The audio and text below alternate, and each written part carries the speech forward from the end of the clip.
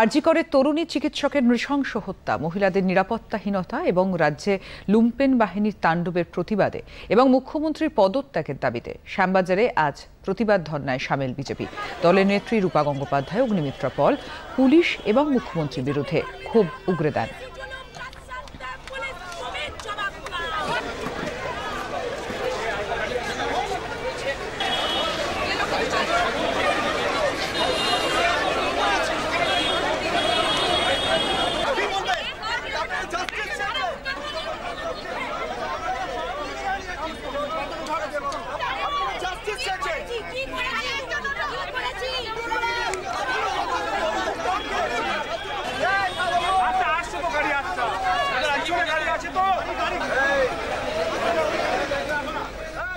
একটাই কারণ, ভয় পাচ্ছে।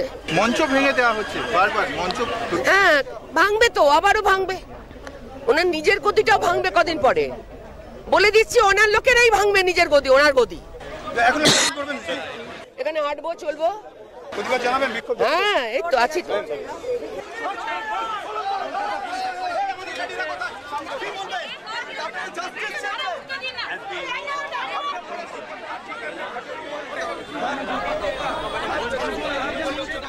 সাধারণভাবে যদি দেখি তাহলে মনে হবে যে কেন পুলিশ বা মুখ্যমন্ত্রীর নির্দেশিত সবকিছু হয়, কেন তারা ধামাচাপা দেওয়ার চেষ্টা করছে? কারণ এটাই যে আসল যে দোষী তাদেরকে আড়াল করার চেষ্টা করা হচ্ছে। কেন বললেন 7 দিন অবধি আমি সময় নেব, 7 দিন বাদে সিবিআই তদন্ত দেব, যাতে 7 দিনের মধ্যে যেটুকু প্রমাণ রয়েছে সেগুলো যাতে শেষ করে দেওয়া যায়। আমরা সব বুঝি।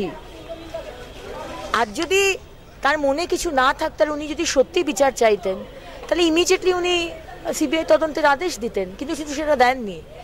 ওনার সিবিআই তদন্ত ডিসাইড করতে 7 দিন লেগে গেল, আর উনি বলছেন 3 দিনের মধ্যে সিবিআইকে ফাঁসিতে ঝোলাতে হবে। এ কি ছেলে খেলা নাকি?